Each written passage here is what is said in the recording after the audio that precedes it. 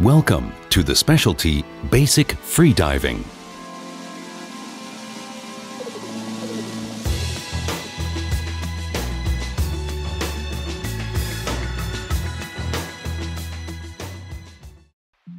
You are about to embark on one of the greatest adventures of your life. Becoming a freediver marks the first step in a journey that will forever change the way you experience the oceans of our world. Today, more than ever, we continue our quest for adventure in this new world. We yearn to feel the weightlessness in water, to swim with the animals of the sea, and to admire the beauty of the ocean reefs. Freediving gives you the opportunity to explore the underwater world with minimum equipment and little training. By using air from the surface and your lung capacity, you can temporarily dive below the surface for a closer view.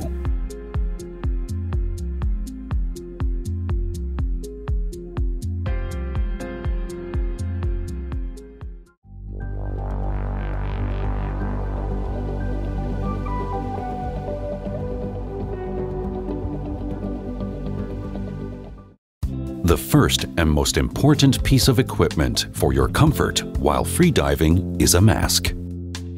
Because the human eye is designed to function in air, not water, we must bring a pocket of air with us in order to see. This pocket of air is provided by a mask. In addition to covering the eyes, the mask also covers the nose in order to allow the diver to gently exhale while descending, which stops the mask from squeezing against the face when diving below the surface. While masks all perform the same function, the quality of the mask will enhance the quality of your experience. High-quality masks have lenses made of tempered or safety glass. The skirt is made of high-grade silicone, and masks also have nose or finger pockets for equalizing ear and sinus pressure. The strap should be adjustable and have a positive locking device. You might want to even look into a comfort strap so the strap doesn't pull your hair. The most important consideration with a mask is its fit. The entire mask skirt should touch your face evenly. Now, inhale gently. With suction, you should be able to keep the mask in place without holding it. When you actually put the mask on your face, put it in place first and then pull the strap over your head. Be sure the strap rests comfortably on the crown of your head and that no hair is caught in the mask seal. The second piece of equipment to enhance your enjoyment in the water are fins. Fins allow the diver to move through the water with minimum effort, substantially increasing the power of the bare foot. Larger, heavier fins will provide more power, but require more strength when kicking. Smaller, more flexible fins provide less power, but are easier to maneuver with. The two basic styles are the full foot fin and the open heel fin. The full foot fin is usually worn over bare feet, while the open heel is worn with neoprene boots or booties. Booties provide added warmth, protection, and comfort. And if you decide to become a diver, this is the type of fin you will want to push you and the equipment through the water.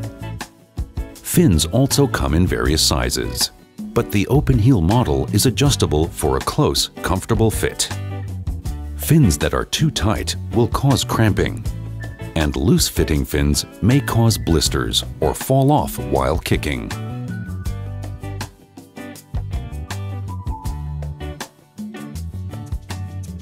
The next piece of equipment that will increase your enjoyment in the water is the snorkel.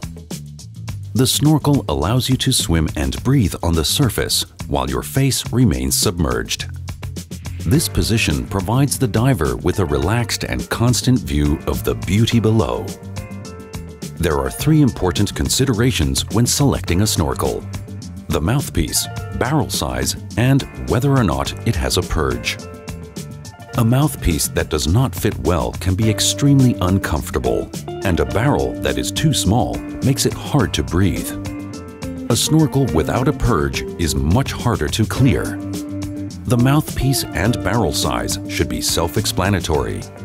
But a purge is a different story. A purge works on the premise of a straw. When you go underwater, the barrel fills with water. When you return to the surface, if you have a purge, most of the water falls out of the purge, leaving you minimum water to clear from the snorkel. Try a number of snorkels until one feels right. When the snorkel is in your mouth, it should point nearly straight up when you are looking down. The snorkel is attached to the left side of the mask strap, allowing you to adjust the positioning of the snorkel. The piece of equipment for your warmth and comfort in the water is called an exposure suit.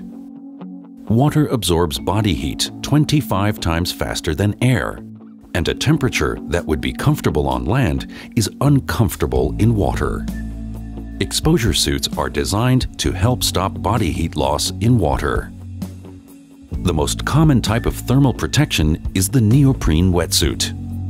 Neoprene comes in various thicknesses, from 1.5 millimeters to 7 millimeters.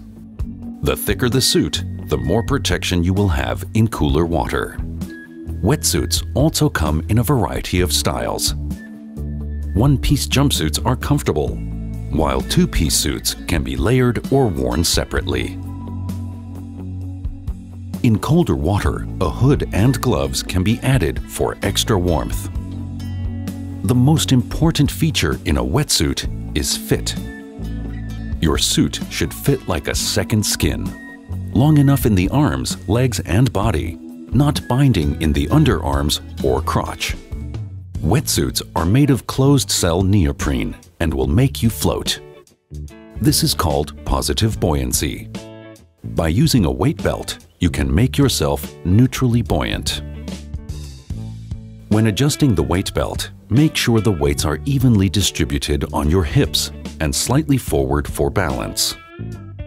The belt should be clamped tightly to avoid the possibility of falling off underwater. The other piece of equipment in the buoyancy puzzle is the safety vest, or buoyancy compensator, BC. When freediving, a front-mount vest, safety vest, is adequate. With an oral inflator, it can support weight on the surface and can be easily deflated for making surface dives. Now that we have learned about all the pieces of equipment, we will begin your free diving experience by putting on and adjusting your equipment. The first piece of equipment you put on is your exposure suit. Adjust the suit around your ankles and then slowly roll it up. When you put on the top half, adjust the suit around your wrist, one arm at a time, and then slowly pull it on. Now, put on your safety vest by slipping it over your head and adjusting the straps accordingly. If you are going to wear weights, now is the time to put them on and adjust them over your hips and waist. Next, apply defog solution to your mask. This will keep the mask from fogging due to the difference between your body and water temperature. Rinse gently and place the mask on your face and adjust the snorkel to fit.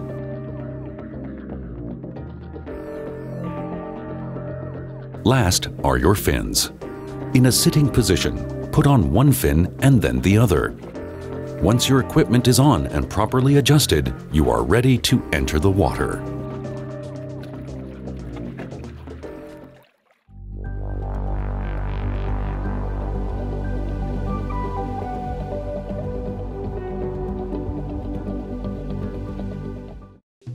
The environmental conditions for the area will dictate how you enter the water. The controlled seated entry is the safest and easiest method and should be used when conditions allow it. When entering off a diving platform, the step-in entry or giant stride works best. All you do is simply step into the water. Always enter with air in your safety vest while holding your mask and snorkel in place. This way, you will be able to see, breathe, and float the minute you enter the water. As we discussed, the best snorkel for freediving is one with a self-draining purge. To clear a snorkel, the purge and popping method works well. Quick, forceful exhalation will cause the water to pop out. Another method is called displacement. As you approach the surface, tilt your head back so that the tube is pointing down. By exhaling a small puff of air on ascent, the air will expand, forcing the water out. As stated earlier, fins allow the diver to swim through the water with a relaxed, even pace.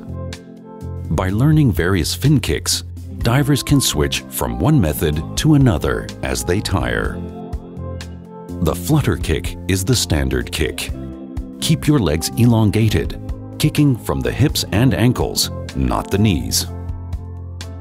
To do the dolphin kick, keep both legs together while moving in a wave-like motion through the water. In order to explore the beauty below, you must learn to descend below the surface. The weight belt makes it easier to descend. One method of descent is the head-first surface dive. By bending at the waist and lifting your legs to a vertical position, you can let the weight of your legs help force you below the surface. Once you are underwater, you can kick to a deeper depth.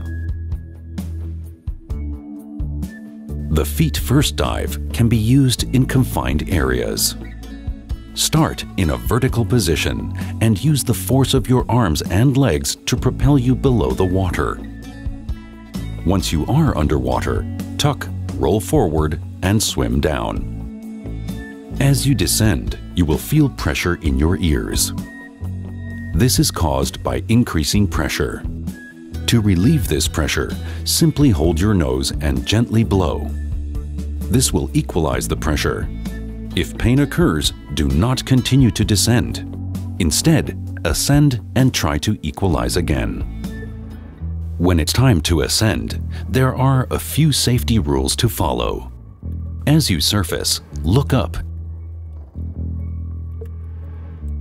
Once you reach the surface, leave your mask in place and orally inflate your vest so you can float without the need to kick in the water.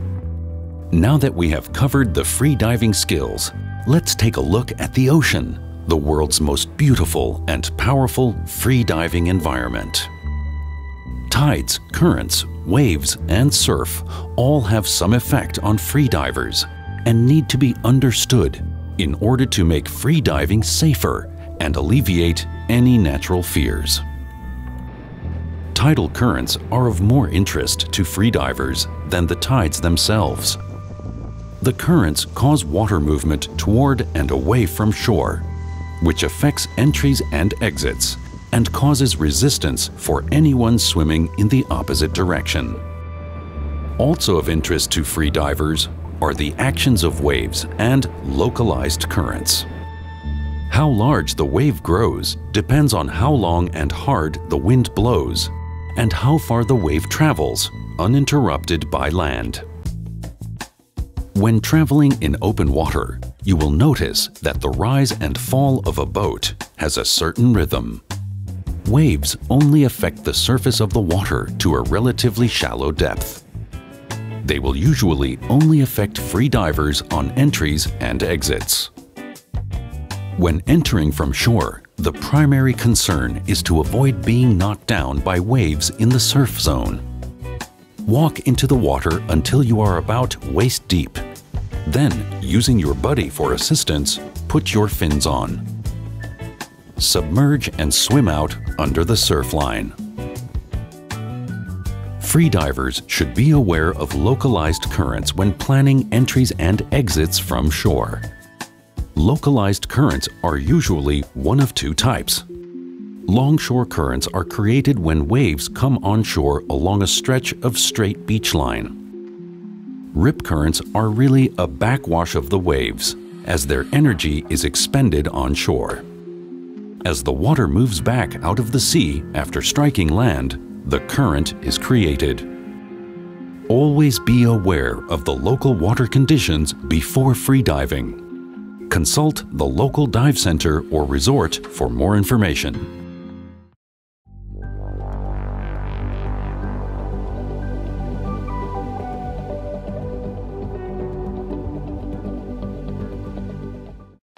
Depending on where you freedive, the life forms you will see can be quite different. However, the greatest concentration of life will always be where the food chain is most developed. In the warmer waters of the ocean, life centers on coral reefs. Despite their rock-like appearance, corals are very much alive. The hard exterior is home and protection for the animals that live within. Freedivers must be very careful not to damage the coral reefs. Corals grow very slowly and are quite fragile. A touch of a hand or brush of a fin can damage this beautiful structure. There are many varieties of corals, both soft and hard.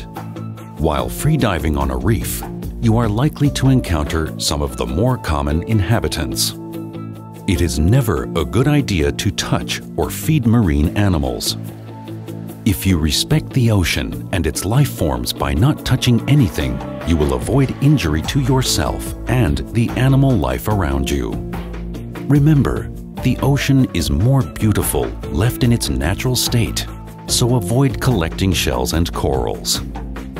In fact, many freediving parks are protected by local laws from any collecting.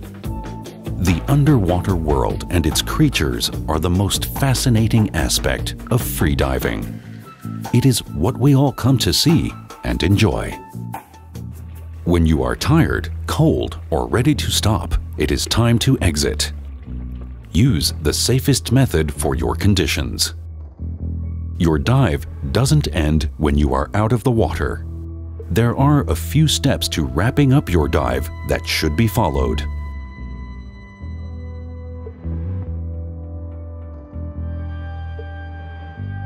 You should rinse your equipment in fresh, clean water as soon as possible. Sand, salt, mud, and debris can damage your equipment. Your mask, fins, and snorkel are easily cared for, only requiring a rinse or soak in fresh water. Your freediving day is not over until you have logged your dives. Your freediving log is a valuable reminder of all your freediving memories. You can keep track of the fish you saw, the people you met, and all the adventures you have experienced. Freediving is an exciting sport that anyone, young or old, can enjoy. Swimming underwater can be a great year-round activity, no matter where you live. From exploring the beautiful ocean reefs to discovering your local lake or river, there is a freediving experience near you.